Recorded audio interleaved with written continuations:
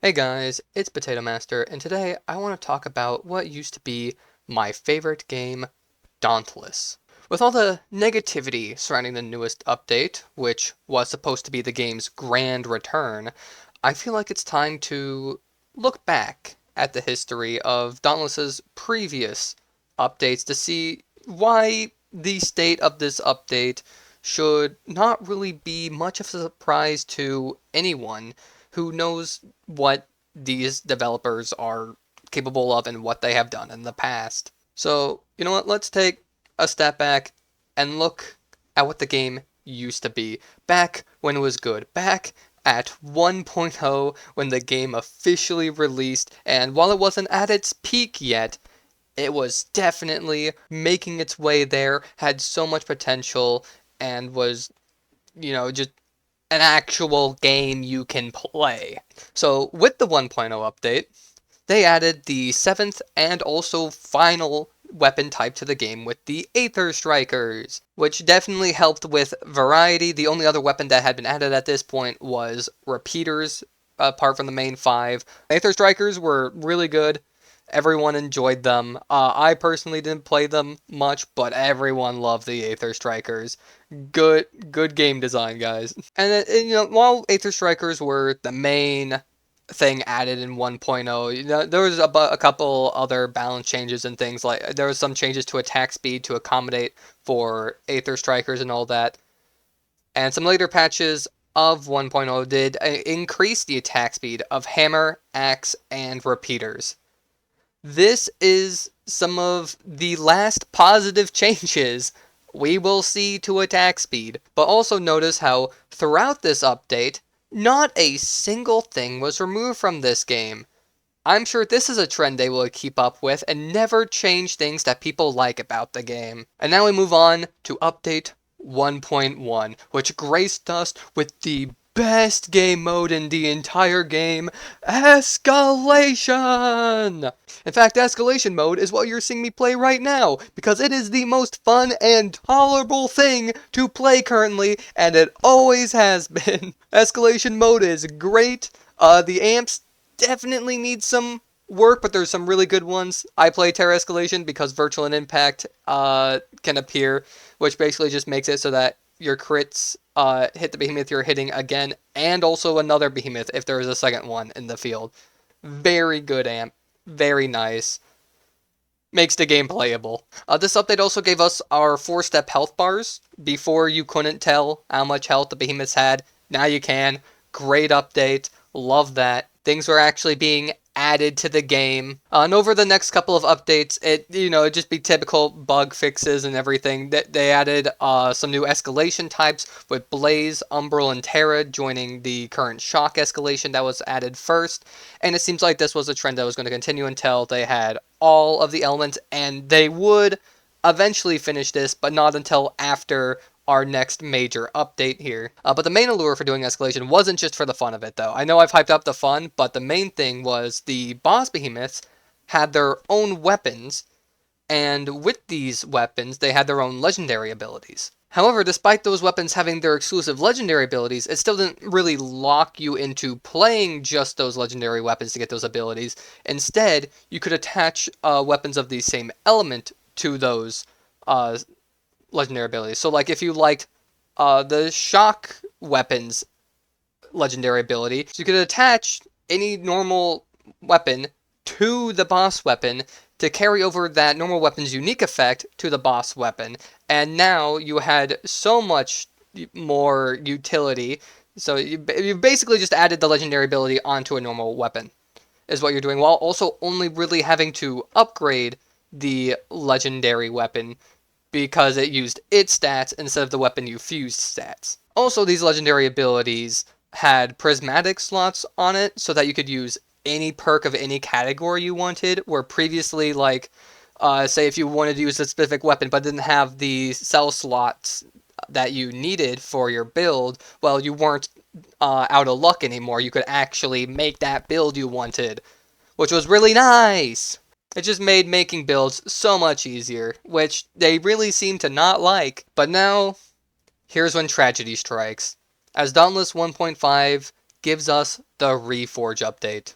With this update came the ability to, instead of gathering materials to upgrade your weapon and forge them to higher tiers, you now have to defeat behemoths to earn XP and level up the 7 different weapon types. So instead of just picking like a sword and leveling up that sword, instead now you level up all of your swords underneath one level. And while in concept this kind of sounds like a new game plus feature where you're kind of leveling up all your stuff, you reach max level, now you can reset, play through the game again. That it just didn't work like that because Reforge became a requirement to get a good build. As there's no longer like upgraded levels to your weapons, they all had this base attack damage, and all the armors also had the base attack damage, and each weapon and armor could only be upgraded once through a process called power surging. Now, how do you power surge a weapon? Well, you have to reforge. So you have to get to level 20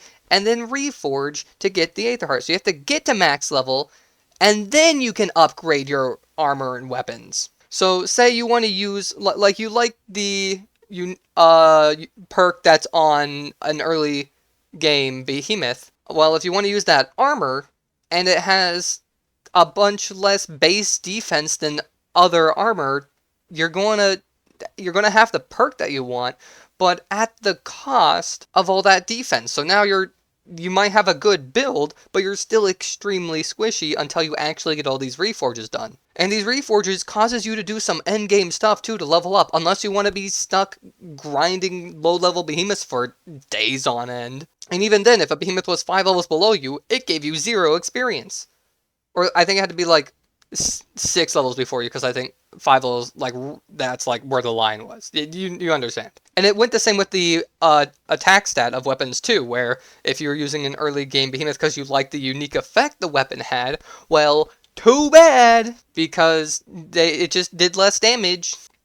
So it just made getting your gear, especially for new players trying to get their gear all in order, really difficult because you need to reforge 5 times, one for each of your 4 armor pieces and then your weapon, in order to actually like have a playable build. And then you have to hope that that build that you made is actually the build you want to play, because you're stuck with it until you get enough Aether Hearts and Reforges to get a different build all set up. So I just don't understand why you needed to basically, quote unquote, beat the game 5 different times in order to just have an actual usable build. And then that also became the only thing to do in the game, was you just reforge constantly over and over and over again. That's all you do. You just go to the same 3 hunting grounds over and over again, which is another thing that they added in this update, was the hunting grounds. Now, this is a feature that people were asking for a while, was, to have a place like Monster Hunter where there's a couple different monsters that spawn and you can go in and you can, like, hunt continuously. Well, they added hunting grounds, but at the cost of what we already had, pursuits, which was the ability to go after one behemoth and specifically target that behemoth. Now, you couldn't do that unless the behemoth was like the main guy at a hunting grounds. Then he would constantly respawn, but if it wasn't, then you had to constantly fight through other behemoths to eventually get that behemoth hopefully spawning in rotation. And now, say you needed to kill that behemoth for its loot or for like a quest that you had or something. If you're a beginner player and have this like low level build and everything, that can be really difficult for you to try and fight through these other behemoths to eventually get it to spawn and then actually kill the behemoth, because most of the time, like when I first played the game with pursuits and all that, I needed to make specific builds for some behemoths because, I wasn't good at the game yet, and I needed those like resistances and certain perks that would help you. Like, for example, when you first fight Chargagog and he starts spewing fire everywhere, you're going to want Fireproof. Or even for Hellion, because he really spits fire everywhere, and then you probably want Fireproof or Molten for that. Well, if you don't have that specific build, then, well, you don't need Fireproof and Molten for a bunch of other behemoths where those guys spawn. So now you just have this useless cell for some of the behemoths you have to fight to get through to get to Chargagog or Hellion. But this kind of started the trend of the Dauntless devs basically saying, we'll give you the things that you want, but it's going to come at the cost of something in the game. Which, why? Why would you ever take away stuff from the game that people weren't complaining about at all. People love pursuits because, well, mainly because it was the only thing to do in the game. People just also wanted hunting grounds as an option on top of that. And they're like, fine, you can only have hunting grounds. It's why? Why? Just have pursuits as well. There's no reason to not. I don't understand why they felt like they had to remove that. But now for the next major change to the game, next up on the chopping block, to say, is the 1.7 update we're moving on to. Where there were some complaints from the players, but it was mostly complaints from the devs, as far as I could tell, that there wasn't enough variety in builds. And this is mainly because there were 3 main perks that everyone was using. There was Discipline to drop your health to half, Iceborne to make it so that when your health was below half, you had Lifesteal and increased defense, and Wild Frenzy, which makes it so that if your health was below half, you had increased attack speed. Now, I will agree, every build used those cells because it was really good. You had the increased, while you had half of your health gone, you got lifesteal and increased defense. So it still kind of felt like you had your entire health bar because you were just taking so much less damage and you had so much attack speed to go in and actually be able to attack the behemoth enough to get pretty much all your health back. And the developers decided that the best way to fix this was to take away those cells. And they turned them into something different. They turned them into Omni cells, which basically just gave you a passive and an active that you could use, and they turned Discipline and Iceborne into Omni cells. They added Bastion, and I think there was one other at launch. God, I don't remember. I just use Iceborne because it's the best Omni cell.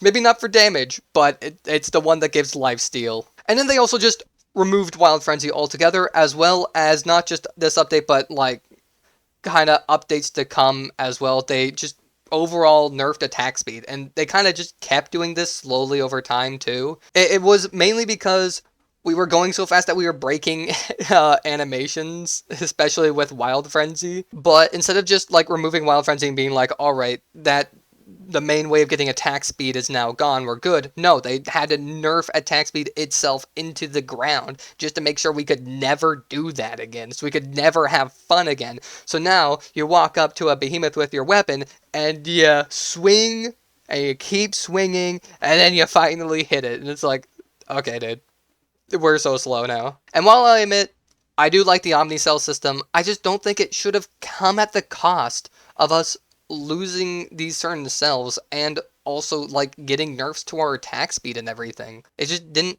feel good. But after all that, nothing really major happened. There was a couple small nerfs to us, a couple small buffs to behemoths, and also bug fixes that sometimes worked, but most of the time they would have like 5 updates in the row where they're like, okay, we promise we fixed this bug, and then it didn't fix. Thanks, guys. But, I mean, the buffs to the behemoths and the nerfs to the players, they just kept happening, and it made the game just more and more difficult to play. And it was really annoying, because you finally felt like it's like, alright, I finally got used to everything, I'm getting better at the game, you know, I'm still getting hit a little bit, and they're like, oh, nope, flawless, you gotta not get hit at all, or you're dumb and the stupid. And that's with an endgame build that I had, too. I actually had a fully realized build. I can't imagine what new players must have felt going into it and just feeling absolutely sluggish, like the behemoths were just smacking them across the face. But then, on December 4th, 2023, Dauntless got its last update before the recent Awakening update. That's pretty much a full year. I mean, I know it's not December 14th yet, but that's pretty much a full year without any new content. They still had some of the events go on and things, but there was just no new content. And also, there was just not much content in 2023 either.